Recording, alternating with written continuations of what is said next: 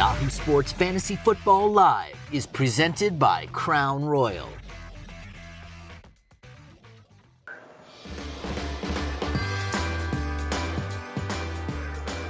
Good morning and happy holidays. This is Fantasy Football Live, and it's semifinal week, y'all.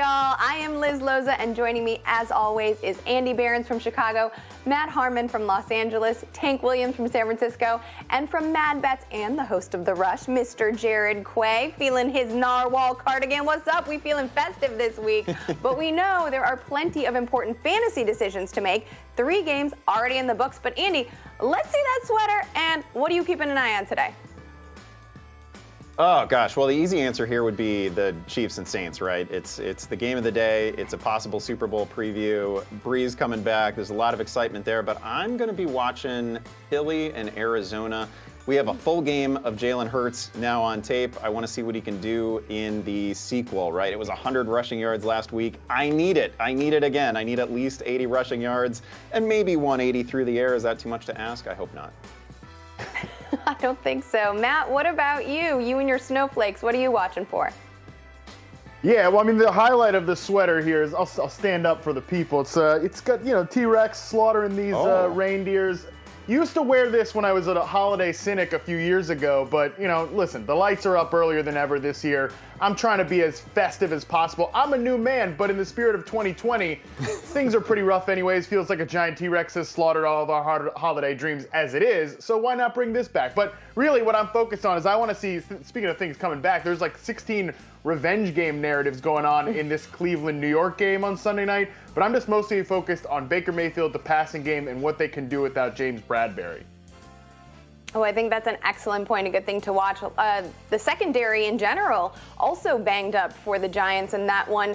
Tank, your Stanford sweater making an appearance. Christian McCaffrey did not make an appearance, though, a former Cardinal, yesterday. So what sort of mojo are you hoping to bring into Week 15 on Sunday? Well, I need some good mojo from my boy Derrick Henry. I had to start Derek Carr in a 2-quarterback lead, and he gave me the no Vaseline treatment when he went out with the groin injury early in the first quarter. So I need Derrick Henry to treat the Detroit Lions like he treated Josh Norman earlier this year. He needs to stiff arm the hell out of everybody so I can make it on to the championship. Jared, why don't you follow that one? Yeah, I mean, first of all, I just want to let you guys know I have a cardigan. This is a Christmas cardigan, which is the ultimate level of adulthood. And secondly, what I'm looking for today is 2 teams that were supposed to be amazing this year. The Cowboys and the 49ers, both of them underproduced. But from the betting standpoint, it seems like this could be good money. Which team will be better next year is what I'm looking for. I think Ezekiel Elliott probably gets it going, but I'm just looking at this game where no one is to find where there's value for betting. Spinning it forward always. I like that. I'm sort of in that same vein, interested to see if the Steelers can get back on track after, Big Ben needs to play better. Deontay Johnson has to move past those drops. James Conner's got this quad issue, but maybe the run game in general can get going. Anything is possible in Week 15, especially since the Steelers are going to face the Bengals. That's a defense that's been in the holiday spirit since September, right? They've just given everything away. But history has shown when these 2 teams meet, some stuff can get a little bit grinchy. We, however, are not here to help you steal Christmas. We're here to help you steal a ship. And we know that this show is all about you and helping you get those lineups set to hopefully earn you a trip to your fantasy Super Bowl. So send your roster questions on Twitter at Yahoo Fantasy using the Ask FFL hashtag, or drop a question in the chat and we'll try to answer as many as we can on the show. Plus, an especially nice gift for you all. Our own Scott Pianowski is responding to questions live on Twitter all morning long. Let's now check in on the latest injury updates. In Miami, it appears that Devontae Parker and Mike Gesicki will not play today against New England. Both were limited in practice this week. Ezekiel Elliott is active today against San Francisco. He did not practice this week, but will play through that calf injury. Some late game situations to keep an eye on. Giants tight end Evan Ingram is expected to play according to NFL Network's Ian Rappaport. And finally, James Conner, who I mentioned earlier, is listed as questionable for tomorrow night's matchup with Cincinnati. He was limited in practice, but barring a setback, he should suit up against the Bengals. All right, over-under number 1, and we're looking at that Chiefs-Saints game. We're going to talk a little Clyde Edwards-Helaire. This is such a reachable number. 74.5 total yards in this matchup with the Saints. Now, it is a difficult matchup, I'll grant you that. Saints defense on the season only allowing about 3.7 yards per carry. Just gave up a couple of big rushing performances, both to Jalen Hurts and to Miles Sanders. So that was promising if you're tied to Edwards-Helaire. He's also coming off a game in which he saw 21 touches, 5 receptions, over 90 total yards. They were scoreless yards. It didn't help you a ton. But the volume was there, and he played 74% of the snaps, which was really good to see because he'd been splitting snaps with Le'Veon Bell before. So I am actually taking the over in this one. I think on volume, he gets there. Tank, do you agree? I see you going with that old recency bias, so I'm going to go, hey, Minty, give it to me. Under. Come on, man. Like, I understand that he had a whole lot of volume last week, but, dog, we haven't seen that throughout the entire season. I understand the Saints defense gave up a lot against the Eagles with Jalen Hurts and Miles Sanders, but they're going to be a little bit pissed off and trying to make sure they solidify their playoff standing against the tough Chiefs offense this week. I think the Saints defense comes out and plays. I don't guarantee that Clyde Edwards-Helaire is going to get the volume that he saw last week, and I think this is going to be another tough go for him, so I'm going under. Tank, it's been a rough year, man. The only tool I have left in the toolbox is recency bias. That's all I got. Jared, break this tie. Well, it's Christmas coming up. I believe in miracles, so if you got them on your team, start them. They got you this far. I'm going over. I'm going over solely for the fact that Chiefs have so many options that the Saints can't stop them all. I just think that if the game, if they get a lead, I think that Clyde Edwards-Helaire can get the ball several times. And this number is not outrageous. This is a number he gets 2 big break runs. I feel like he's already halfway there, so let's go over for your fantasy team. Exactly. Glad to see somebody talking y'all looking for a miracle. To Tank Williams. Yeah, pray for that miracle. Keep going. All right, let's jump into fantasy freebies now. You know this is where we talk about the players that are under 25% rostered, but you should be expecting some bigger things from them, and you should probably need it, especially if you have Zeke Elliott on your team, because we do want to update you. We said he was active earlier. It's now been reported that he's actually inactive. So a lot of twists and turns here. Try to keep up. Let's give the people some help here. Andy, I'm going to start with you. Give us your fantasy freebie. Well, as soon as we head to a break, I'm actually going to plug this guy into a lineup in place of Zeke Elliott. That's great information. I'm going to go with Jeff Wilson. Hey, no problem. Jeff Wilson gets to face the Dallas Cowboys, and there's no better matchup for a running back. Dallas on the season allowing 5.1 yards per carry, over 160 rushing yards per game. I know that he's not at the top of the backfield hierarchy for San Francisco. That's Raheem Mostert. But we know that the Niners just want to run the ball all day. And over his last 3 games, with Mostert in the mix, Jeff Wilson has seen 33 touches. So I have to imagine he's going to see 10 to 12 touches in this one. And against Dallas, that can equate to 65 or 70 yards and a touchdown.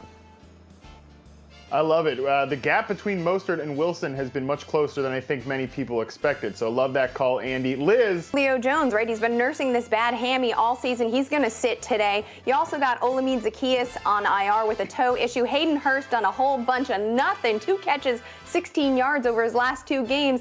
It is still Russell Gage time. I know he's not exciting. I know he was drafted many rounds after Calvin Ridley, but he and Matt Ryan do have nice chemistry, nice rapport. And listen, Matt Ryan needs a little bit of love right now. Gage has drawn at least 7 targets in 3 of his last 4 games. In PPR-friendly formats, I think that he is a reasonable flex play. Love it. Yeah, I think that's a great call. I'm going to go with another running back here myself. And Andy, I've had this guy plugged into my starting lineup all week. That's how desperate this situation has gotten. It's Gus Edwards of the Baltimore Ravens. But look, I feel kind of good about this one. He went over 100 yards in Week 13. He had 2 touchdowns last time we saw the Ravens in Week 14 against the Browns. Obviously, that 100-yard game was against the Cowboys. Like, pretty much anybody can do that.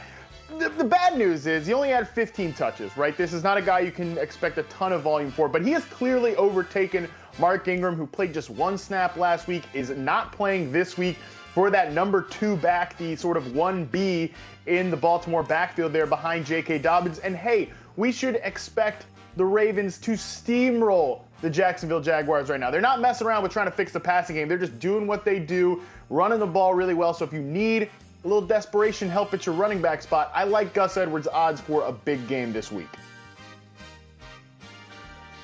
Thank you, Matt. Let's go ahead and hit up social media now and get some of your roster questions in the show. Don't forget to use the hashtag AskFFL on Twitter. This first tweet comes from Carolyn, and Carolyn would like to know, Tyler Lockett, Amari Cooper, or Leonard Fournette, which of these players do I flex? Matt, let's go to you. Tyler Lockett is obviously a favorite, but are you even considering Leonard Fournette with Ronald Jones not active today?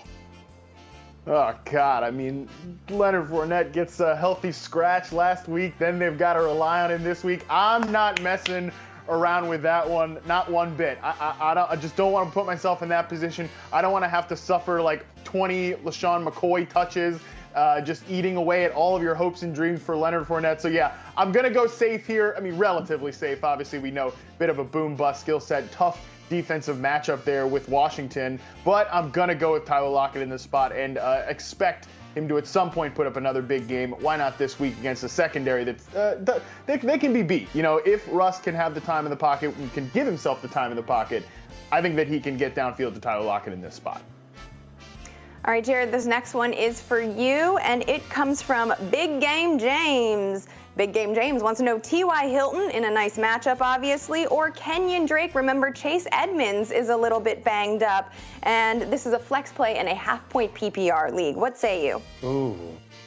I always love running backs in the flex just because I feel like they get the touches guaranteed, but in this particular case, you got to go T.Y. Hilton. He's been looking amazing lately. It's like Phillip Rivers just found out how good he can be. Obviously, he's been getting a lot of targets this last couple weeks, and he scored, 4 touchdowns in the last 3 weeks.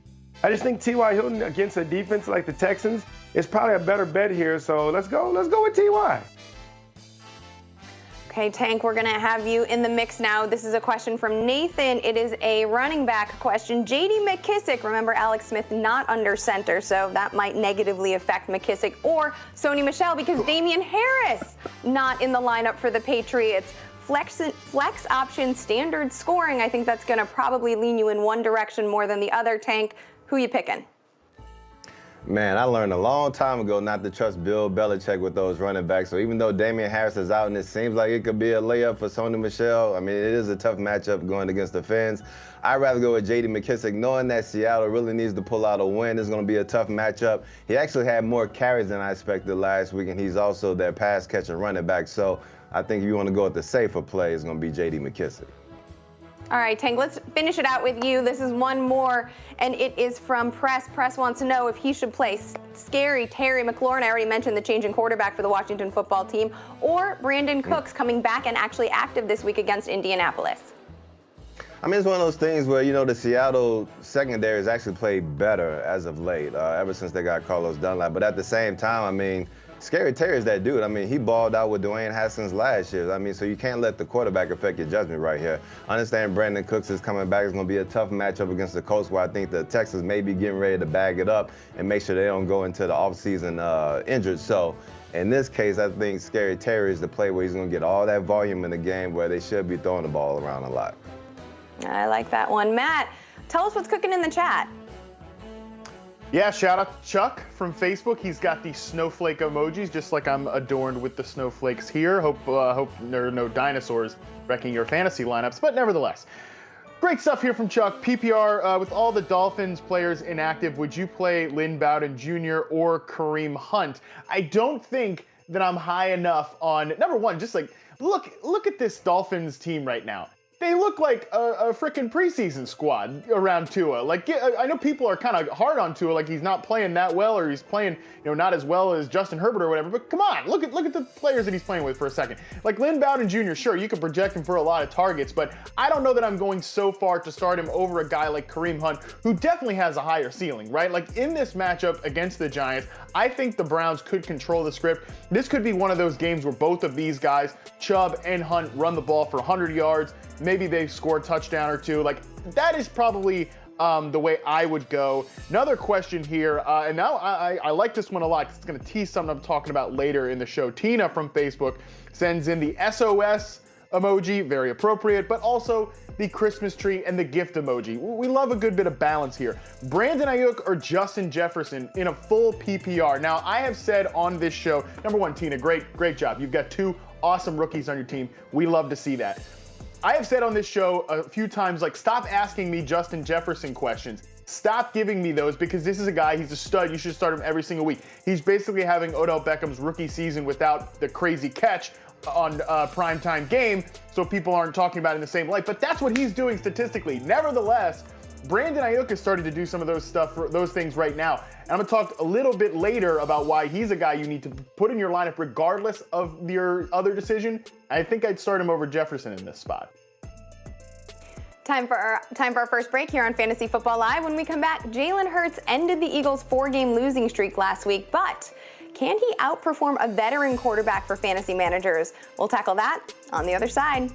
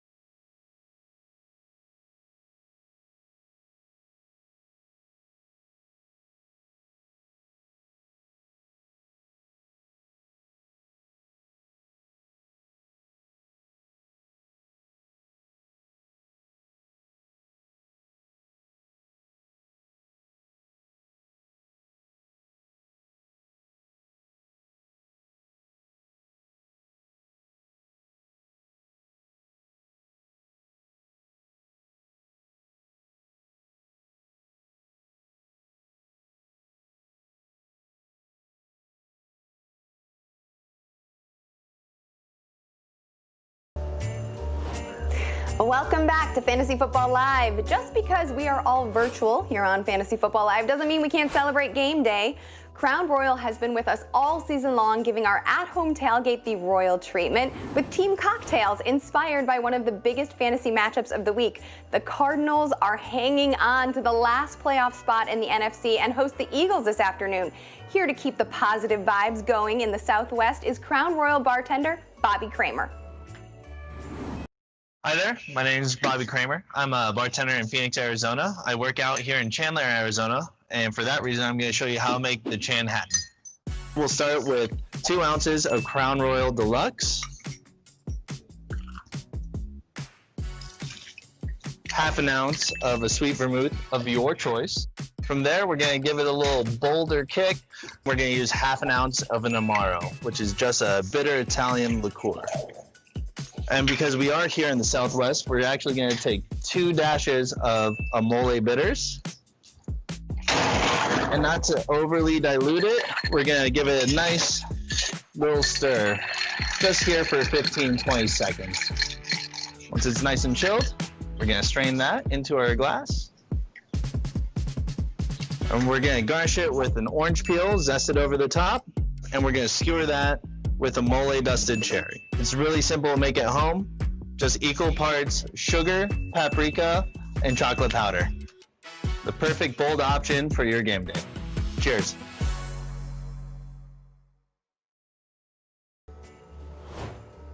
For more recipe inspiration to crown your game day at home, visit crownroyal.com/recipes. All right, let's jump into Make Your Pick here, where we take your questions. It's all about you and your hardest roster decisions. We take them from you, the people. Andy, let's help a few folks out here. Let's help them advance to the next round of the postseason. Tweet number 1 comes in from IC Dub. Well, or 1C, whatever, who cares? Cam Akers, James Robinson, or Jonathan Taylor. He can choose 2 of them. Terrific roster construction here. These are all 3 great options, Andy, so I'm going to let you go first and tell me which one is your least favorite. This is disgusting. I know why you're the 1 seed. I wish I had this problem in any league, and I'm a little bit irritated that you're making me pick against James Robinson, because I need a big week from Robinson. But there's no way you can sit Cam Akers not against the Jets. He's coming off a 30-plus touch performance. He's clearly seized control of that backfield. And then I got to go Jonathan Taylor against Houston. We saw what David Montgomery just did against the Houston Texans. It's an exceedingly friendly run defense. I just have zero doubts about Taylor and Akers this week. I'm a big fan of the, dance with the one who brung you sort of routine, but in this game, that's probably Robinson of these three options. But I'm with you, man. Go with the two more. Sometimes you just got to ditch that and go with the two more attractive options. So get Jonathan Taylor and Cam Akers on either arm there. That's what we're doing. Tweet number 2, 1st and 6. That's much easier to read. Asks in a PPR, Clyde Edwards-Helaire, J.K. Dobbins, Kareem Hunt, and Marvin Jones. We got to pick 2 of them here. I'm definitely going Dobbins. He is my favorite of these 4 options for sure. And like I said earlier, I think this is a good week to chase the ceiling in the range of outcomes for the Browns backfield, which is both of these guys, Chubb and Kareem Hunt, hitting. So Kareem Hunt's going to be my second pick. But Andy, would you play CEH or Marvin Jones over Hunt? Because I'm assuming you're sticking with Dobbins for sure. Yeah, Dobbins is the layup here against Jacksonville. There's no way that game script gets away from Baltimore and from the run game there. So Dobbins is an easy one.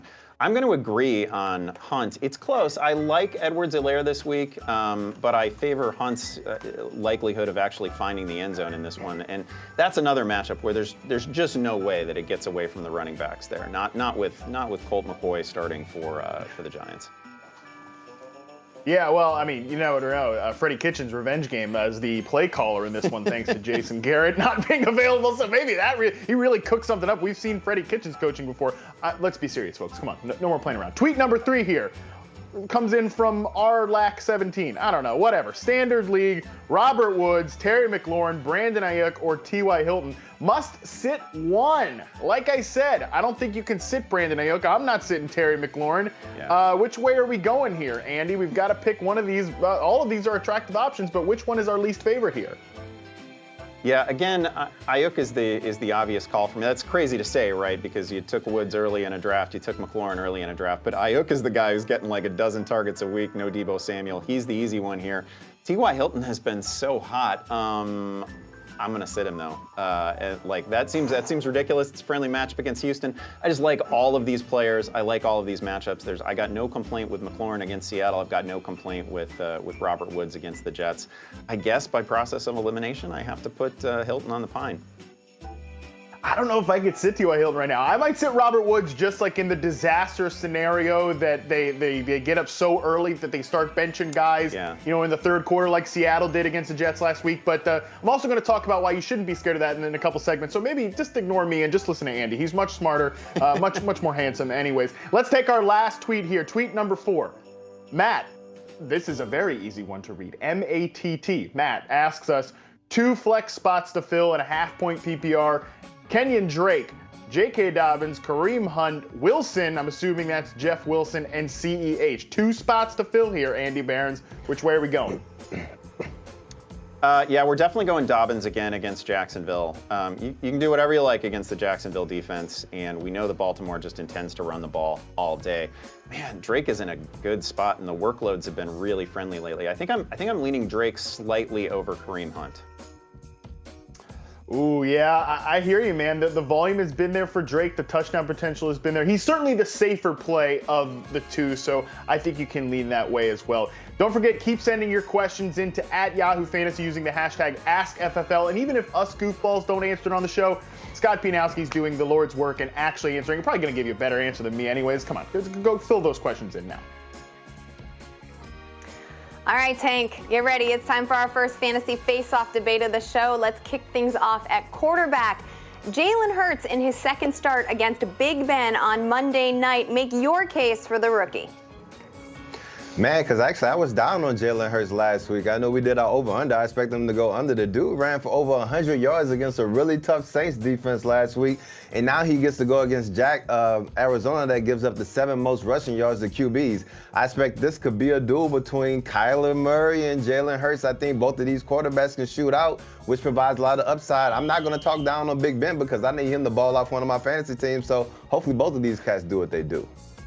Yeah, so I'm feeling you on this, right? Like, I like Hurts's upside. I'm not going to deny it. And to be fair, I have these two back-to-back in my rankings. But also, Big Ben is coming off of two not good performances. He said as much in his presser, right? It's just really hard for me to imagine against the Bengals, a team that's giving up like the 5th most YPA to opposing passers, 7.4 or something, that he won't tie on that super Steelers cape, be the hero that he thinks he wants everybody to be, right? And just, there's no Vontaze Burfict terrorizing any pass catchers. There's no Vontaze Burfict anywhere in the league right now. But I think that given the circumstances, Big Ben is going to lean into the ego and just play hero this week. So it was really hard not for me to lean against him. But again, I really do like Hurts's upside. Let's talk now. I need that in my veins immediately. Yes. There you go. There you go. Feel the energy. It's happening. Our next pairing, though, oh man, I like this better when I was debating against Ezekiel Elliott. But now we subbed him out for Kareem Hunt. So it's Wayne Gallman versus Kareem Hunt. I'm gonna tell you why I like Wayne Gallman. I tried to give him a little bit of the boo energy 2 weeks ago with Colt McCoy under center. And it bit me because he ran for 135 yards. I'm not doing that. You know who's been consistent? It has been Wayne Gallman. It doesn't matter who he's facing. It doesn't matter who's under center. That man is getting the volume and he is making things happen. Kareem Hunt is in a shared backfield. It is a very generous backfield with lots to share, but let's remember that Hunt is also the pass-catching running back, right? He's gotten, I believe, 9 catches over his last 2 weeks. So I think when we're looking at the game against the Giants, and Matt mentioned it earlier, Cleveland's going to control this outing. How much pass catching is Kareem Hunt going to do here? This is going to be the Nick Chubb show, so give me Wayne Gallman because of the overall volume. How about that? Yeah, I know you said it's going to be the Nick Chubb show, but I'm pretty sure there's enough meat on the bone in New York for Nick Chubb and my man Kareem Hunt to eat. And let's not forget, even though Wayne Gallman is getting all that volume, is he getting to eat once they get into the red zone? Hell no. Alfred Morris was throwing up the damn home run signs twice against Seattle, and then Deion Lewis got in the end zone last week. So you think, even though he's getting all that volume, he ain't getting in the end zone. And so for that matter alone, I'm going to go with Kareem Hunt, who's guaranteed to get a touchdown, even though I hate it because the dude I'm playing against today has Kareem Hunt, which almost guarantees he's getting in the end zone. Bye. So many guarantees in a year where guarantees are completely off the table. That will do it. More face-offs later in the show, though. That was a lot of guarantees. We're guaranteed to make you a little money here with these player props available right now from our good friends at BetMGM. Jared, why don't you start us off? Make the people a little cash. Oh, man, I'm with a risky guy here. I'm going Leonard Fournette over 49.5 yards. I think this is his opportunity. Let's be honest. He's in a contract year, and if he wants to show that he's not Trent Richardson, he has to ball out this game. And who better do against the Falcons? I think this is a game where I think he'll get, I would say, almost up to 70, 80 yards if you're looking for the fantasy. But I think this is a low number for him, especially if they get a lead, they'll run the ball. And he knows it. He's Fournette. He was drafted before Christian McCaffrey. He has to prove that over 49.5 yards is easy for me here. Ooh, we dropped a Trent Richardson comp. That's got to make you feel pretty good if you're betting on Leonard Fournette. Matt, what do you like this week? Yeah, tough scene. I'm going to go with the player who's actually ascending as opposed to on the downward slope of their career. That's Cam Akers, over 68.5 rushing yards. I mean, give me a break. This is an easy smash over. This guy is 53 touches over the last 2 games, looks firmly installed as a team's workhorse. Like, I know people are, well, it's Sean McVay says it's going to be a committee. I don't know why they would just turn away from this guy when he's been absolutely balling out. The second most total yards last week among any running back. So, yeah, in a positive game script, they should be playing against the Jets. Just run it up the clock. Like, we know that this Rams team can run the hell out of the ball. Cam Akers is doing a great job with that right now. I can't see any scenario where he doesn't clear this number on the ground. Shoot, I should have jumped into the props earlier and stolen Akers from you. That is a super friendly line. That is basically a layup right there. I'm going to take a somewhat more aggressive number, and I'm going to take Alvin Kamara at 109.5 total yards. Okay, I know it's a lot. That's not like 49.5 or whatever it was for Fournette or 68 for Cam Akers. It's a lot, but if we look back to what Alvin Kamara was doing with Drew Brees earlier in the season before the Taysom Hill experiment started, he was averaging 126 scrimmage yards per week. He was on pace at one point to set the single-season running back reception record.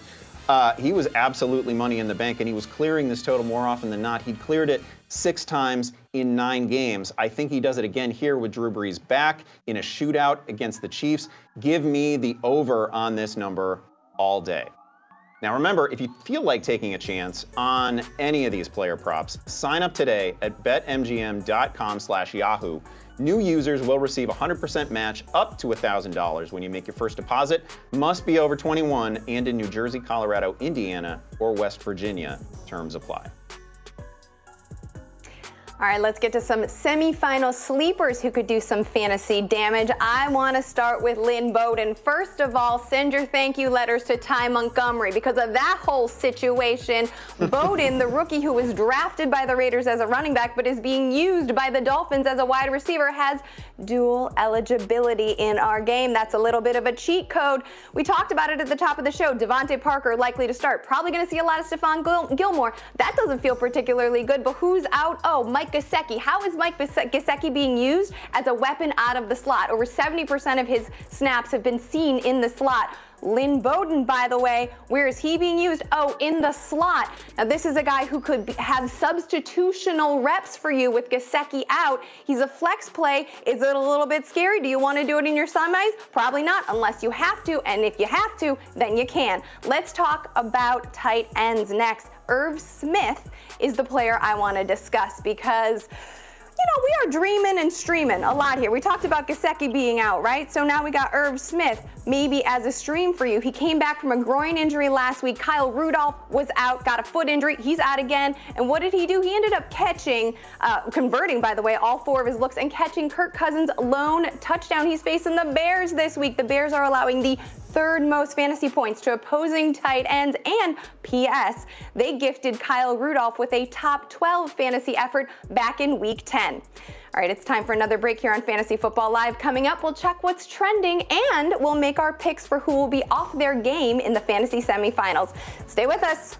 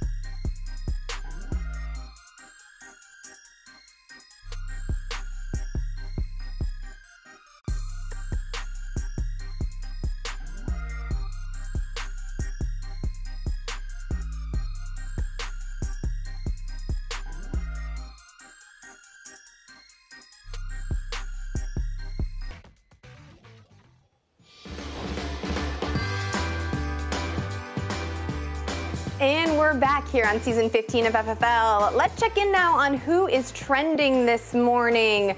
Leonard Fournette, Raheem Mostert, Emmanuel Sanders, and Jeff Wilson. We've already talked about a couple of these players. But you know what?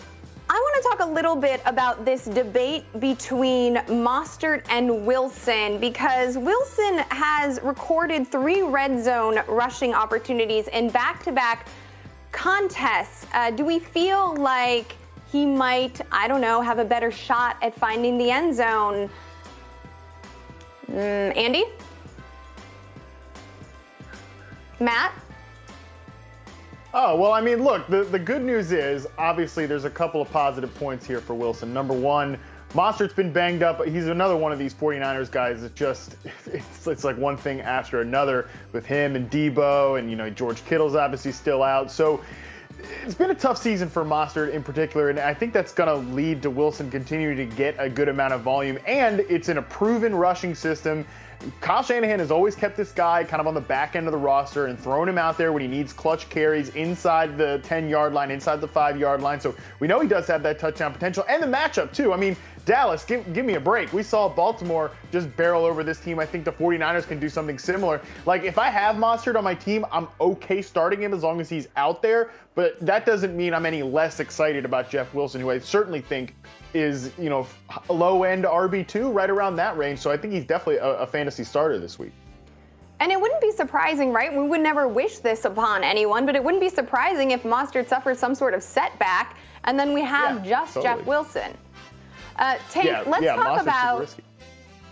Right, I agree with you. I'm surprised to see Mostert being consistently touted ahead of Wilson, because I think Wilson is the safer of the two plays. But it sounds like we're on the same page about that.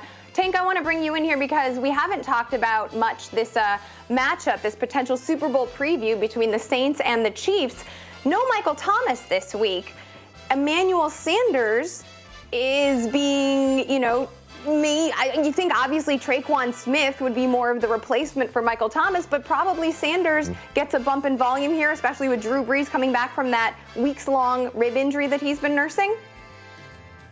I mean, the way I look at it with Manny Sanders is this. I mean, when teams have been able to go out and beat the Kansas City Chiefs, what do? Nelson Aguilar over the top, Henry Ruggs over the top. And so when you look at a game script with no Mike Thomas, Drew Brees is going to lean heavily on Kamara, Jared Cook, probably, Smith, with the underneath routes, more safe, throws that kind of supplement the run game, even though they're going to pound Latavius Murray and Alvin Kamara. So then a long-winded way of saying that Emmanuel Sanders is going to get those intermediate and over-the-top routes. And if he connects on just a couple of those, he should be able to pay off. So I really like the prospects of Manny Sanders in the game. That should be a Super Bowl preview, especially a shootout here in New Orleans coming up this week. Yeah, we got to keep an eye on that contest for sure. And we'll continue to keep an eye on the social conversation, don't you worry. Please keep sending your questions, and we'll get to more soon.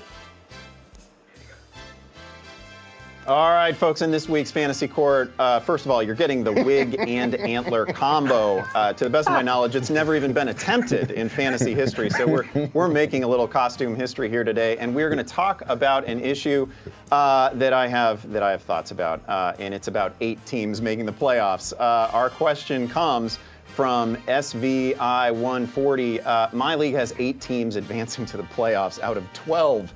Instead of the standard 6. I dislike this very much because the top 2 should be rewarded with a bye. It basically makes our Super Bowl a lotto. What should be a standard playoff system? Yeah, I am of the radical opinion that the regular season, right, the first 3 months of your fantasy season needs to mean something. We can't have 2/3 of the teams in the league making the playoffs with no perk, no benefit whatsoever for the team that finished in first place. This means effectively that a team with like 4 wins is going to make your fantasy postseason. What kind of NFC East crap is that? We can't have it. We absolutely can't have it. This means that in week 14, there are going to be as many teams eliminated from the playoffs as there were in the previous 13 weeks. I just absolutely hate it. In real life and in fantasy, we want to set up our leagues so that both the regular season and the postseason matters. I hear complaints from people all the time that fantasy football often comes down to luck and to randomness. Well, one way to eliminate that is to actually eliminate a ton of teams in the regular season. Let's get it down quickly to 4 or 6 teams. I like the 6-team playoff format personally. I like to give the first and second seeds the benefit of a bye. They've earned it with a great regular season, so we can't have this. I realize that some friends of mine in shared leagues probably understand that I have been burned by the 8 seeds fairly often. I probably have something like a 3-18 career record against 8 seeds as a 1 seed. So I hate the 8 seed. We need to get rid of it. This is what I am ruling going forward. All fantasy leagues, unless we're talking 20 teams or larger, you need to limit your playoff pool to 6 teams. All right, let's hit up our next over-under here, and we're talking about the return of the great Drew Brees. We're going to set the line at 284.5 passing yards, and I'm going to start us off by going under. Listen, I'm happy that Drew Brees is back. I think it obviously installs the version of the Saints offense that fits them the best. You know, Taysom Hill just isn't there yet in terms of just matriculating the offense down the field with some of those shorter passes. Brees is much better there, but that's kind of the focus here. I think they're going to be dinking and dunking with Brees back. I think they're going to try to run the ball to keep Pat Mahomes off the field. That's about the only thing you can hope to do to stave off the eventual onslaught. So I just don't see a big passing production day from Drew Brees in his first game back from like 55 cracked ribs. I didn't even know you could crack that many ribs. I mean, give me a break. Tank, are you also going under on this one? I mean, you know I like to go against you pretty often there, Harmon, but I got to go with you. I'm going under this time because you make a lot of sense. If you think about the potential game script in order for New Orleans to win, they're going to have to run the ball heavy, whether it's with Alvin Kamara and Latavius Murray. And they're also going to be dinking and dunking the ball around a lot because do you really want to expose Drew Brees' ribs, you know, trying to hold the ball in the pocket for a deep ball? So I think just with all the things that you already talked about, that, you know, is going to be an under affair for Drew Brees today. Well, Tank and I are apparently reluctantly on the same side here. I'm going to take some personal offense to that one, Tank. But Liz, can we get a sweep out of this Drew Brees negativity? I mean, can we make this the dedication to Minty, this particular over-under? I believe she's a Saints fan, too. I'm not quite sure. I know she's a Raiders fan, but maybe a Saints fan, too. This is your day, Minty. Yes, I'm going under. Drew Brees at 41 years old, back from a whole sternum of messed up. Matt didn't know you could break that many ribs. I didn't even know how many ribs you got. But he apparently broke all of them. So he's coming back. And yes, he doesn't have his best weapon, Michael Thomas, right? Well, that's going to do something. And what happened last time, earlier in the season when Michael Thomas was out? Oh, not only did Alvin Kamara get all of the run, but he also got all of the passes. He averaged 10 targets a game from weeks 2 through 8. Now, admittedly, Emmanuel Sanders wasn't available for 2 of those matchups, but this is going to be an Alvin Kamara, Latavius Murray game, especially against a Kansas City defense that will let you run on them and trying to play keep away. So let's just absolutely go under on this one and see what else comes up. Now it is time for our off their game picks. Looks like Drew might be a little bit there. These are players who are over 50% started in Yahoo leagues, but who are primed to be fantasy busts. Andy, this time will you answer me, please? You know, I'm actually feeling bad taking Dallas Goedert here because, like, this has been such a miserable year for tight ends. And you have a good one, and you certainly don't want to sit him. I mean, really, there's like 1, maybe 2 tight ends that you can trust out of the entire player pool, but I don't like Goddard this week. We still have some open questions about Jalen Hurts as a passer, right? He's completing 55% of his throws. Over the last couple weeks, he's 22 of 42. Goddard did see 6 targets last week, which was good. Relatively quiet day for him, however. And then you look at the matchup against Arizona. They allow the 5th fewest fantasy points to opposing tight ends. We're chasing touchdowns at the tight end position, basically. Unless you're starting Waller or Kelsey, you're just chasing touchdowns. And Arizona's only allowed 3 to the tight end position all year, so I don't think this is going to be a great spot for Goddard. Tank, who do you think might bust this week? Man, I got to go with Clyde Edwards-Helaire. I mean, I know there's some folks on the show with me that are pretty high on CEH, but I don't know if it's them being high on CEH or them being high on something else. Check and see what state they live in, even though I live in California, so I can't talk too much. But the New Orleans defense gives up the 3rd fewest receiving yards to running backs, the 3rd fewest rushing yards to running backs, and they're tied for giving up the fewest rushing touchdowns. And so when you factor all that into a guy who saw a little bit of decent volume last week, but, you know, we look at the season that's happened before this, and he really hasn't gotten a lot of volume. Can you really trust this dude in the semifinals of your fantasy playoffs? That's what you need to ask yourself. And if you feel like you can, go ahead and play him. But I tell you one thing, your boy ain't.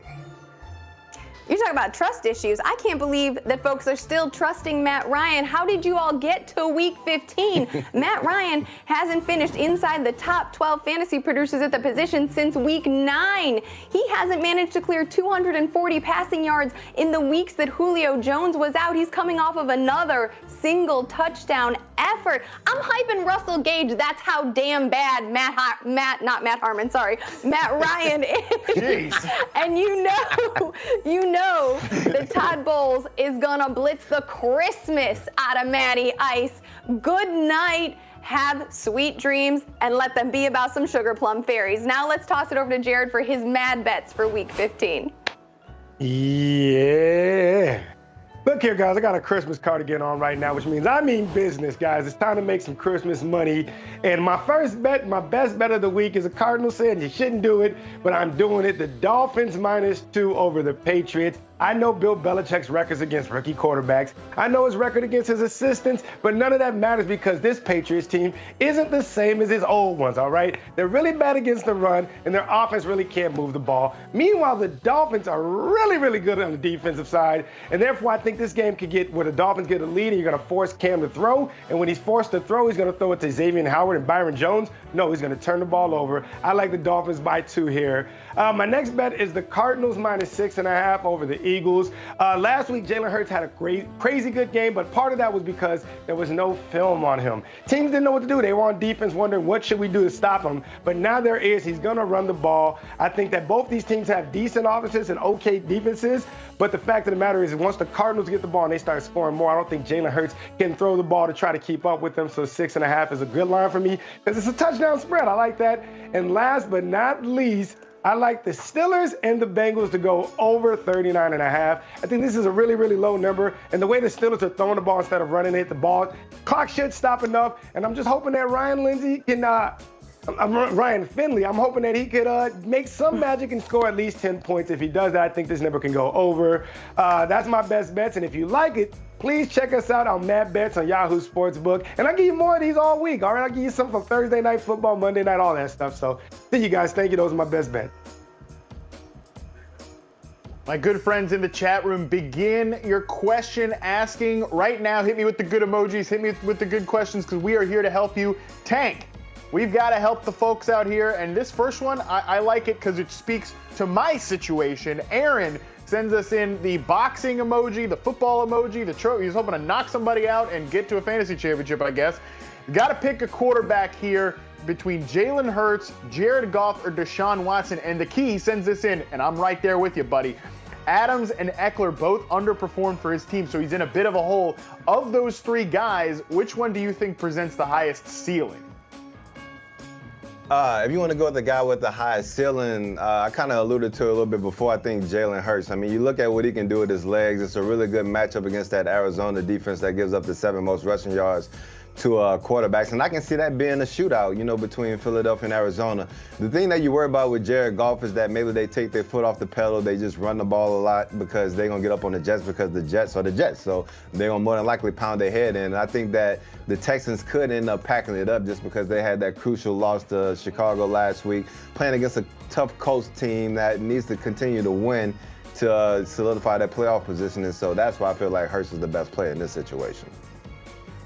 Yeah, I dig that. I think he definitely has the highest ceiling if his passing catches up there with the rushing. And it's a pretty safe situation anyways. I agree. Jared Goff's really not someone I would consider in that situation. Let's take this one from Jeff Davis. We've got a trophy, a Christmas tree, the gift box. We love to see that. Russell Gage or Gus the Bus in a half-point PPR. He says, Matt and Liz, can you debate this first, please? But no, I disinvited Liz from the chat room after after I caught a stray a couple of segments ago. What was that? Anyways, point being, Tank, you're going to be the one to help me with this one. Russell Gage or Gus Edwards? I like Gus Edwards this week. That's probably the way I would get a little frisky and go with Gus in this spot. What about you? I mean, I think that's the safer play, too. I mean, we know that Baltimore team wants to lean on their run game. There's more than enough meat on that bone for J.K. Dobbins, Gus Edwards, and Lamar Jackson to get busy in the run game. And even though Russell Gage could be in a high-scoring affair, I mean, we've already talked about Matty Ice's inability to get the ball into the end zone. Shout out to Young Wei Koo. So I feel like Gus Edwards has a pretty decent chance at getting the ball in the end zone this week. I love that. All right, now let's take this last one here from Cammie from Facebook. And again, this one speaks right to my heart as well. Got a question emoji and the siren emoji. It's a big favorite of mine. Question is simple. Do I play Tyler Lockett, or should Cammie risk it and play Marvin Jones instead? Listen, Cammie, maybe Tank is going to be the one to talk reason into you here. I never get Marvin Jones right, and I play Tyler Lockett with my fingers crossed every single week, and I wouldn't tell you to do something that I wouldn't do myself. I'm not benching Tyler Lockett this week. I'm going down with the ship. We're playing him against Washington, but Tank, tell Cammie if I'm just a lunatic. I don't think you're a lunatic, dog. I mean, we saw what our guy Brandon Ayuk did against Washington last week. I mean, so it's possible for someone to play, pretty well against a tough defense. And I don't know what we're going to see out of, the Detroit Lions against the Titans as well. I mean, we know that Matthew Stafford is banged up. We know that's a really good matchup. I mean, he could go out and Marvin Jones could do one of those 3 touchdowns, that he does every season. I don't know if this is that game.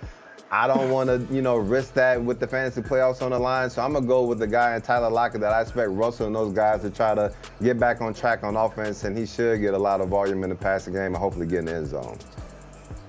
Well, listen, it's all about what you can tolerate here in the closing weeks of fantasy football, and I cannot tolerate not having Tyler Lockett in my lineup. Now, for more fun, for more Liz and I going back and forth, we'll see. I don't know. Maybe I won't invite her to the halftime show.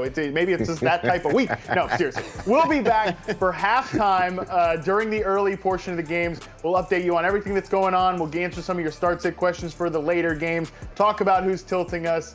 It'll be great. Wherever you're watching this, come back and check us out during the halftime of the early games. Now, it's time for another break here on Fantasy Football Live, but when we come back, is Deontay Johnson a safe play for fantasy managers? We're going to debate that and also talk about how wonderful it'll be to watch it all in primetime again. What a fun trip this has been with Deontay Johnson and the slog of a Steelers offense. We're going to debate all that when we come back.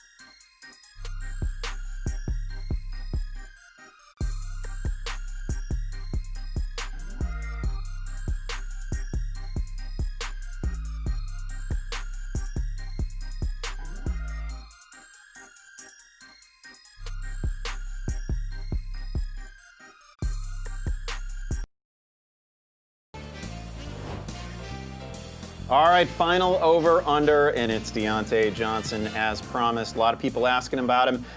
It's an attainable number. It's 13.9 half PPR fantasy points. And I'm going to keep the tribute to Minty rolling with the under, I'm afraid. Deontay is he's been a rough watch. He does everything really well, except when it comes to catching the football. He's the NFL leader in drops by like a mile. He's got a dozen drops on the season, and these are short range drops as well. Last week, it cost him a half a football. They sat him. This week, if there's any issue with Deontay at all and he misses a half, then you're basically missing the whole game because it's Cincinnati. This should not be particularly competitive. You guys saw the total earlier. It's 39.5. I'm not sure that Finley can lead even one scoring drive against the Pittsburgh defense, so I don't think they're going to need to do a lot of scoring. This total suggests that he's going to need to either find the end zone or deliver 100 yards, and I think he comes up just short. Juju, probably the only Pittsburgh receiver I trust. Jared, do you agree? No, I don't. You don't bet the under in the week leading up to Christmas. You just don't. People want to be excited. They got him on their fantasy team. No, I think Big Ben, they figured out, Mike Tomlin, they don't like running the ball. They like throwing the ball and getting them in the situations. And I just feel like he'll catch catches here. And he's going against the Bengals, where I don't feel like, a touchdown isn't outrageous here. And I just feel like at this point, this is a step back game before they get into the playoffs to get their pieces working. So they're not going to sit him right now. They want him to really get effectively going. So I feel like he may get more targets than what he normally does. So let's go to over here. 13-9 isn't tough in a half-point PBR. So I'm going over. Harmon, I see you nodding over there. I know you're not going to agree with me. Of course not. I'm also going over, and obviously I could read you all the volume stats, all the targets, all the routes run. But you said it, Andy. They set him last week, and I've been doing a lot of digging through the Mike Tomlin history books here. This guy is like a master motivational guy. Players want to play for him.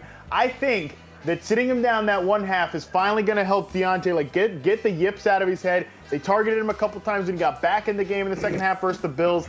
I think this is all going to be fine. Drops they're just a lot of variance, a lot of noise. Doesn't always stay sticky year over year or game over game or week over week. I think it's going to be a fine game. It's not an aggressive number either. So I think you can play Johnson confidently, and I'm going over here. All right, I'll take it. I can't really lose here because I need a week from Deontay Johnson. So, again, I'll take it. Let's send it now to our baller on a budget, Tank Williams, who's got some DFS plays for Week 15.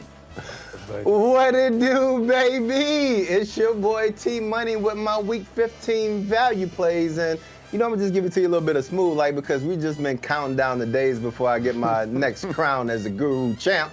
But starting off at quarterback, we going with my man Nicky Mullins, going against the Dallas Cowboys at $22, and this is pretty simple. Like, my man threw up 3 tubs against the Bills, so I know he can do it against them Cowboys. Like, he's been tossing the ball around a lot, and I really like what these guys have been able to do. The Dallas defense gives up the 11 most fantasy points to quarterbacks, and I just think this is a really great matchup that you can't really go wrong with when he's so cheap at $22. Most of your quarterbacks are in the $30, close to $40 range, so this is a layup for me. Now at running back, I'm going with my man Miles Sanders going against the Arizona Cardinals for only $20 now. It seemed like once they inserted Jalen Hurts into the lineup, finally those Eagles can fly, baby, fly. Like Hurts ran for over 100 yards. Miles Sanders ran for over 100 yards. And I think when you're going up against a team that already has issues with the running, now you have to try to focus on a running quarterback. That can open up wide running lanes for running backs to run for miles and miles. And that's what I expect Miles to do today for a cheap $20 for a running back getting that much volume. Now,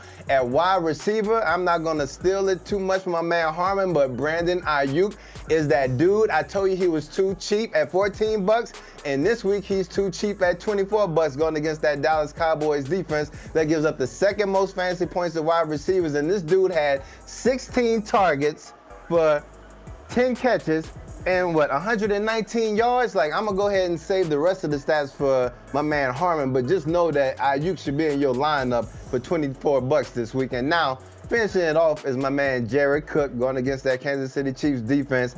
He's $13, and the one thing that you can hope for and pray for is that Drew Brees is back. So that's one blessing for Jared Cook, and that the Chiefs defense really isn't that good against tight ends. And so when we look at Drew Brees, who really isn't going to push the ball down the field that much, Kamara and my man Jared Cook should have a really good day. So remember, the T is for the money, and the money is something that you will not have in your wallet or your pocket if you don't get these guys into your lineup. And so now, producer Dan, I want you to go ahead and throw up these Guru results because we have an interesting development here. My girl Lizzie looking cute in her shirt and her hat is in last. My man Rev is kind of scrapping, trying to get up there with Harmon. Minty is right there, safely in second place, but who's going to come in last? We know if you ain't first, you're last, but I want to see who's going to come in dead last. I am surging. Got a week 14 win. I'm basically the hottest name in daily fantasy right now, people. know, there's plenty of time left. That's what they say. That is a thing that people say. I don't know if anyone believes it, but it is a thing that is said amongst people. So there's still time to get in on the action to that point in the Yahoo Cup BetMGM Daily Contest. Enter every week for a chance at $75,000 in total prizes, and the top 25 lineups each week will be entered into the Yahoo Cup BetMGM Final, where you could win free rooms from MGM Resorts or a $20,000 Vegas getaway. Head to yahoo.com/dailyfantasy to join. Hyped to be talking to Michelle Majuk here. She's the co-owner of Ball Blast Football. She's the host of the podcast. She's a legend. Everything she's doing, it's awesome. She's also kicking butt as a researcher as well this year too. Michelle, I know it's been a wild 2020, but thank you so much for hanging out with me today. Yeah, I'm so excited. Thank you for having me. I feel like last time we talked on a Yahoo property, you and I both got ourselves way too excited about Zach Moss this year. Yeah. I'm feeling that one. I think you're feeling that one. But hey, the good news is every week is a reset, and especially right now with the fantasy playoffs here, you know, the folks that are watching this show right now, they're dying for like just that last bit of edge here these next couple of weeks. So I'm going to ask you to hit me here with some of the guys that you think could be sort of exciting playoff heroes, potentially sneaky guys right now of that variety that might help teams just lift themselves right over the top to get that trophy at the end of the year. Yeah, I think one, maybe he's not too sneaky, but it's Brandon Ayuk with the 49ers. He is killing it lately. In his last 5 games, he has 495 yards, 3 touchdowns. He's averaging 12.3 targets per game. And now we have Deebo Samuel gone. George Kittle isn't expected back, at least this week. And they get the Cowboys defense. I mean, you can't ask for a better matchup there. And since week 7, he's only averaging fewer fantasy points than Tyreek Hill and Devontae Adams in points per game. Now, it's by a pretty big chunk, so let's just ignore that, but he's still averaging more than everyone else. I think Brandon Ayuk will win people leagues in the next couple of weeks here, and I'm really excited to see what he can do as a rookie and finishing out his season. All right, give me another one, a playoff hero that people can ride here to the end of season championships. I'm going to go a little bit deeper here. Rashard Higgins from Cleveland Yes, Browns. all right. Let's just say this right off the top, though. I did not pay you to say this. I'm a long-time Higgins truther. I've been beating this drum for a long time. I didn't even know you were going to say it. This is genuine excitement right now. Hit me with all of the Higgins hype. Yeah, I mean, the last 2 weeks, they actually are allowing Baker Mayfield to throw the ball. Like, before, they were just running. Now they're allowing Baker Mayfield to actually throw it down the field. Higgins has 19 targets in the last 2 weeks, including 2 touchdowns. I think their schedule's nice enough. I mean, they get the Giants this week. Not a super easy defense, but James Bradbury is going to be out. He's on the reserve COVID-19 list. He's the Giants' best cornerback by far. I think that opens up the whole passing game for the Cleveland Browns. And then he gets the Jets the week after that. The only fear here would be that they can beat these teams by running the ball, but I do think Baker Mayfield is really preferring to target Rashard Higgins right now, and I think he can be a very good flex play for the next couple of weeks to win you that championship. Tell the people, my people out there, tell them where they can find you and what you're working on the rest of the fantasy season here, and then especially into the off season. Yeah, so me and my wife, we have a Ball Blast football podcast just talking about fantasy football. And then we have a website, ballblastfootball.com, where we have all of our content. We have a bunch of awesome writers. We're posting articles every single day. You can find my weekly column. It's a start-sit column, Fire and Ice, and I go through every player in every game and kind of put them with an emoji, whether it be like a good thumbs up, fire, ice. But I just try to make it a fun way to do a start-sit column. But you can find that over on ballblastfootball.com, and then follow me on Twitter at ballblastem, ballblastem. I love it. Keep it simple. Yes, no, thumbs up, thumbs down, fire emoji. If not, get the hell out of here. Exactly. Thanks so much for hanging out, Michelle. I really appreciate it. Yeah, thank you so much. All right, let's check back in on Twitter for some more viewer questions at the hashtag AskFFL. And this one comes from JP. It is fantasy football playoff time. Thank you, JP. Which DST would you start this week? Ooh, the Bears or the Washington football team facing Russ? Tank, you actually played defense in the NFL, so tell me which of these 2 teams you would prefer to start. I think in this one, I would probably start the Bears. I mean, I understand that the Minnesota Vikings have been playing pretty good ball as of late, but It's hard trying to, go up against Russell Wilson. You never know what to expect with those guys, and if DK Metcalf and Tyler Lockett and those guys get off, it could be bad for Washington. Whereas, we've seen those ugly Kirk Cousins games rear their heads all too often, especially in the fantasy playoffs. So I would think the odds are pretty high for that to happen over Russell Wilson having a bad game against Washington. All right, let's move to the second question. It is from Natalie. She has a flex question. Leonard Fournette, Deontay Johnson, who we just discussed, or J.D. McKissic. Andy, I would like to go to you on this one because I, like the other two gentlemen in your over-unders, would have gone over on Johnson as well. But is there any world in which you are playing either McKissic or Fournette over him? Are you that under on him?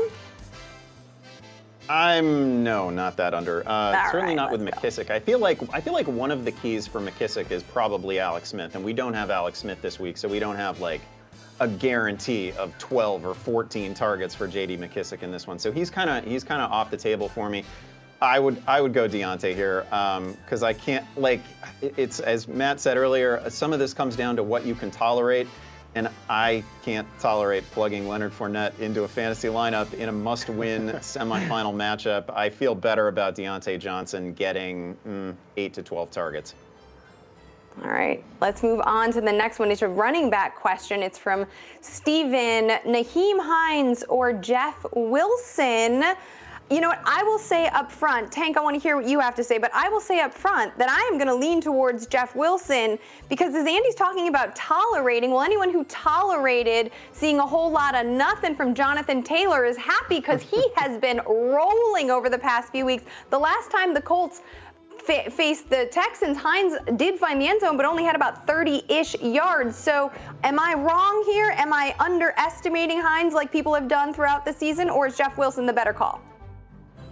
I think early on in the season, we would have said Hines all day because when you look at the way that they were splitting up the touches, it seemed like the offensive coordinator liked Hines a little bit more than Jonathan Taylor. But now that's flipped, where Jonathan Taylor is that dude right now, and Nyheim Hines is playing second fiddle. And when you look at it from the San Francisco perspective, when most are dealing with the injuries, and we know Shanahan doesn't have any love for any running back, as long as you can just carry the ball and not fumble and get in the end zone. So it seems like right now, Jeff Wilson is that dude, and he's trending a little bit higher than most. So I have no problem starting Jeff Wilson over Nyheim's in this situation. Thank you for making me feel better, and thank you for not making me say the word that Shanahan does when he has those those shenanigans. Thank you. There we go. All right. Let's get to a quarterback question here. It's from BT. Do I start Deshaun Watson in that matchup against the Colts we were just talking about, or Ryan Tannehill? Andy, what are you thinking? Oh, I hate that you sent this to me. This is really close. This is really, really close. I'm gonna play Tannehill here. I think they put up a huge number against Detroit. Now, I think Derrick Henry is a big part of that, right? If they care at all about getting Derrick Henry to 2,000 yards, he's gonna have to have a day in this one, and it's a setup for 220 rushing yards. But I just don't think Detroit is going to be able to stop Tennessee at all. I think Tannehill is going to be good for 2, maybe 3 touchdown passes in this one. So slightest lean to Tannehill here. I like Deshaun Watson a whole lot, but I got to go Tanny. Interesting because Matt Stafford, who we didn't know was going to play, is actually active. So maybe the Lions will have more fight in them after all. Matt, we haven't heard from you because you've been combing the chat. What's cooking in it?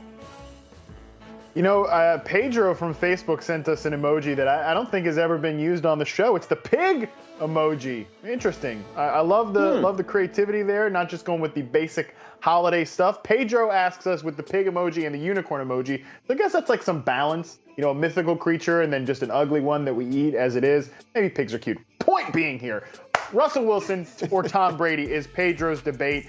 Listen, I think you could argue that Brady is in the better spot here. I think you could argue that his cast of characters can really get over on this Falcons defense. But again, it is about what can you tolerate. And even the fact that the Seahawks don't have a great matchup against Washington's really good pass defense. Wilson has been under pressure a lot. He's creating a lot of that pressure for himself as well. I still feel like you go with Wilson as the higher upside play. I just don't trust this Bucs passing offense at all right now. And I think that Raheem Mostert has these Falcons guys playing a little bit better than people give them credit for. And it's a revenge game for Raheem Mostert too, or Raheem Morris as well. So don't forget that one there. Let's take another question from Chuck from Facebook. We've got the siren emoji, the snowflake emoji, and the Santa emoji. Much more basic holiday themed here, a classic that we should reward.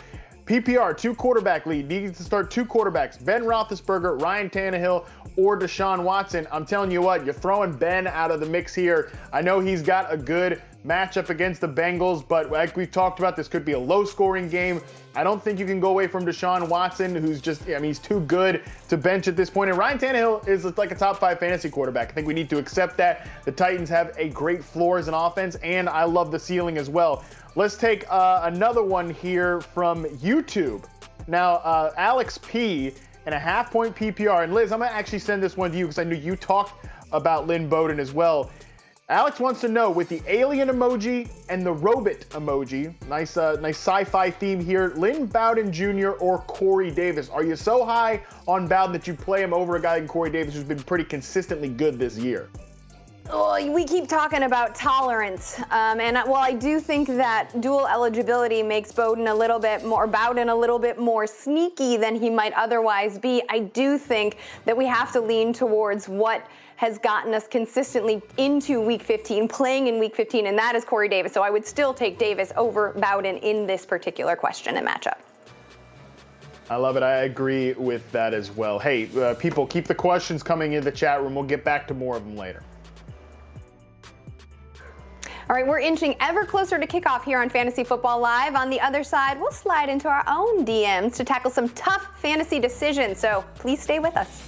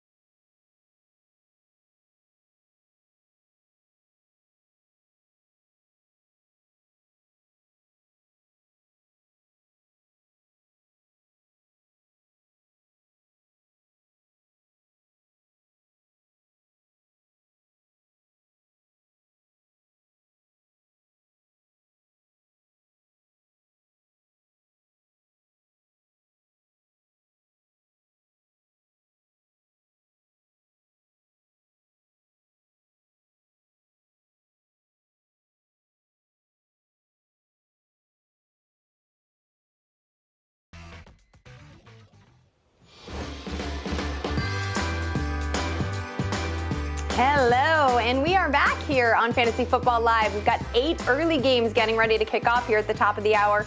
Let's take a look at our own feeds and see what folks want to know. Okay, Andy, who's asking you what? I'm getting a whole lot of Tony Pollard questions, actually. I got Tim asking about McKissick or Tony Pollard. I got Martin asking about Jeff Wilson or Tony Pollard. Here is what I'll say about Pollard. He's one of the very few guys in the entire player pool who has a clear path to 20-plus touches this week. No Zeke Elliott. That leaves basically the entire rushing workload to Tony Pollard. He's averaging 5.3 yards per carry on the season. He's been hyper efficient, much more efficient, obviously, than Zeke, who's been dealing with not only the offensive line problems but injuries of his own.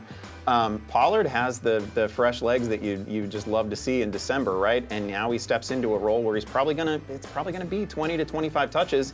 It's not a perfect matchup against San Francisco, but on volume alone, we need to think of this guy as certainly an RB2 and probably a back-end RB1. Okay, Tank, what about you? Who are you getting a lot of questions about? I got a shout out to my girl Terry, like she's in the bind, fantasy playoffs. So I'm gonna just read the message and answer as I go off because I just like the message. First it says, love the sweater. Robbie Anderson tanked, no pun intended. So I'm playing Boyd over Godwin, didn't do anything last week. Should we play Godwin? Yes, you should play Godwin. How about you, Ken? Running back to Kareem Hunt. Just heard you say Hunt, and either David Johnson or Salvin Ahmed. I'm going with my man Salvin. I don't trust the Texans or David Johnson in this matchup against the tough Indianapolis Colts defense that are, trying to solidify that playoff positioning. And at tight end, Higbee or Irv Smith Jr. Understand all the love for Irv Smith Jr., but Higbee has the best matchup out of any tight end. I think the Rams are going to be run heavy, which is going to open up lanes for the tight end, especially in the red zone. So there's my answers. Good luck, and if you lose, it ain't my fault. Well, Tank, you got a question from Terry. I got a question about Terry. One McLaurin, that is. It was from Matty Slaw via Twitter. That's Matt Bryant.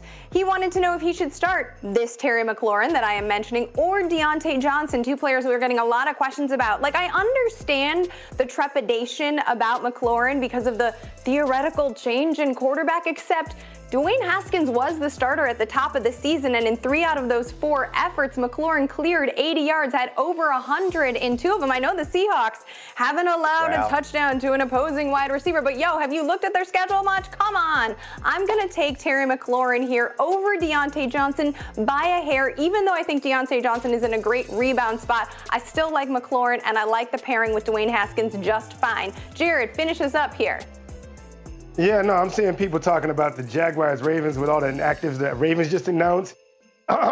Still love the Ravens here. I think the Ravens are, I think last week's game was enough of momentum swift that this could really make it hard. Plus, the Jaguars' run-stop defense is going to have a troublesome day, even without Ingram, I think Dobbins and Gus Edwards. And so, I still love the Ravens, even though they're without Mark Ingram or Marcus Peters or my brother Calais Campbell. Ravens are still going to win this one, and hopefully they go to the playoffs. I love that you are always touting the Ravens, no matter what. We love it. All right, keep those tweets coming in. Our very own Scott Pianowski is still answering questions at the hashtag AskFFL all the way up until kickoff. All right, final set of fantasy face-offs here. Oh, man, I have a formidable opponent in this one. It's Matt Harmon. We're going to start off talking about a pair of wide receivers. Mine is a guy that you drafted pretty early, and maybe he's let you down a little bit. Matt, you like a guy that people have found on the waiver wire in Corey Davis. Yeah, I think the reality is, Davis has been pretty good all season. He's going to finish this year with really good end-of-season numbers. But the last 4 weeks do show the volatility in his game. He has 113 yards, 70 yards, 182 yards and a touchdown, and then 34 yards last week. There is some of that volatility there, but I'm willing to chance it this week with that red-hot Titans offense going against a terrible Lions defense. I think this is certainly the week you want to chase that ceiling from Corey Davis. I feel like I've already argued my way into a situation where it's very difficult for me to stump for Juju Smith-Schuster in this one because I talked about that great matchup for Ryan Tannehill, and I've talked about the low total in the Pittsburgh-Cincinnati game. But Juju is the one receiver tied to the Steelers offense that I trust. He's actually the guy in this question with the most targets on the season, the most touchdowns on the season. Often it is a low yardage total. I get it, but I think he has a slightly better shot of finding the end zone in this one. So give me Juju. It's really close, and I'd probably be willing to look the other way if you want to start Corey Davis in this one. Now let's talk about a couple of tight ends. And this, listen, has been a total hellscape of a position all season long. I'm gonna look at Jared Cook here. Matt, you like Cole Kmet. We'll get to him in a second. Here's the deal with Jared Cook. In a week where we have Drew Brees starting for the Saints and no Michael Thomas, that was the formula for Jared Cook earlier in the season. There was a stretch of 5 games in which he caught touchdown passes in 4 of those 5. That is exactly what we want to see for the Saints offense if Jared Cook is going to produce. When there's a lot of mouths to feed, no, maybe you don't have to play him, but he is such a good bet to find the end zone in this one that I like Cook a little bit over Cole Kmet. Listen, there were an awful lot of fantasy touts I saw play this game last week where they talked about, hey, listen, since, Cole Kmet's kind of taking over the starting job at tight end, blah, blah, blah, blah. But then Jimmy Graham scores a touchdown. But I'm going to do it here. I'm going to go and tell you why Cole Kmet is the guy. 74 routes run to just 42 for Jimmy Graham. since week 12. It does look like the rookie is firmly taking that top tight end spot. And I mean, come on, Andy. Your guy Mitch is bringing it back. Hope is back in Chicago with Mitch playing some pretty good football. David Montgomery popping off. Allen Robinson scoring. There's no way that this could go wrong. Yeah, anytime you can tie yourself to Mitch Trubisky instead of some no-name like Drew Brees, you got to do it. How can you not? Let's send it to Liz for a little make your pick. Oh, Andy, I love you. Okay, Tank, I love you too. But we're gonna have to help some people. We're gonna make some picks. Let's get into some flex questions here. The first one is from AR, Cam Akers, Wayne Gallman, Clyde Edwards-Helaire, Kareem Hunt, or Raheem Moss. You know what, AR? The fantasy gods are giving you something for being a Jets fan, because this is unbelievable. This is the only thing you get.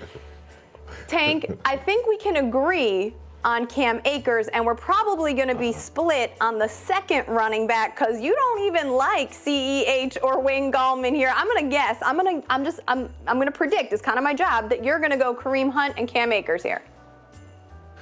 Actually, I'm probably going to go Raheem Mostert. I mean, I feel like Raheem Mostert, he's taken off the list and like he's healthy.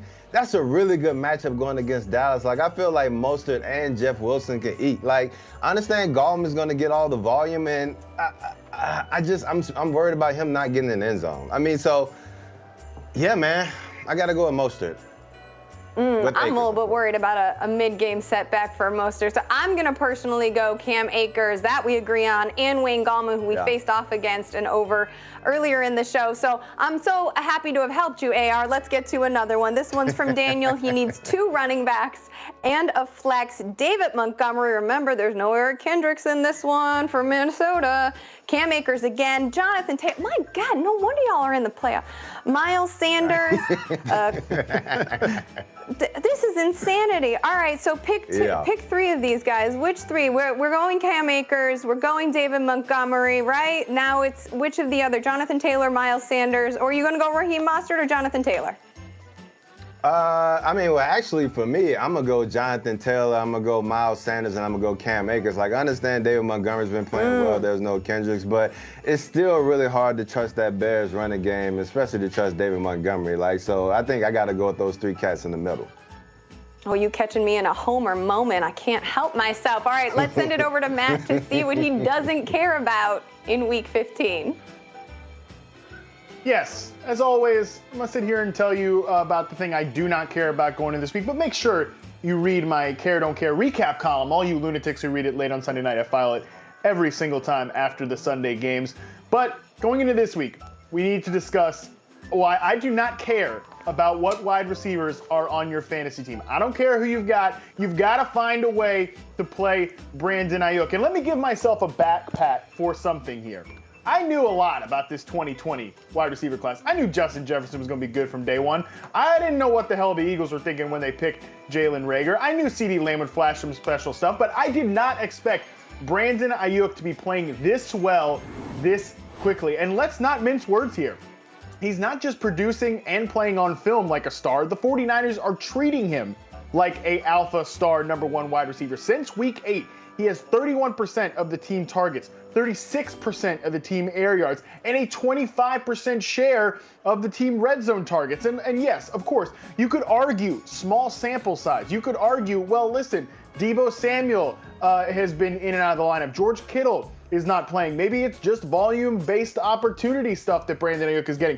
I don't think so, because if you followed this guy in college, you would know that he was a yak monster, right? And he's shown some of that ability in the NFL level. But the real surprising thing for me with Brandon Ayuk, what I did not expect him to do so well at any point in his career, but certainly not this early, is how he's working as a true downfield receiver. So far, he's had 4 catchable passes over 20-plus air yards this year. He's caught all 4 of them for a team-high 139 yards. So yes, this week, you've got to get this ascending star in your lineup against the Cowboys. No question about that. You probably didn't need my help to tell you. You need to be playing in Brandon Ayuk. We've mentioned him about 45 times on the show already as it is.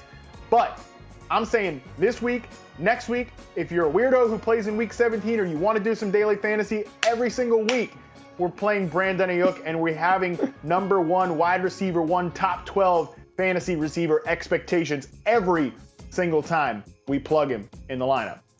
All right, it's time for another break here on Fantasy Football Live. When we come back, kickoff is fast approaching, so we'll go rapid fire and try to answer as many of your questions as we can to help you advance to the next round of the postseason.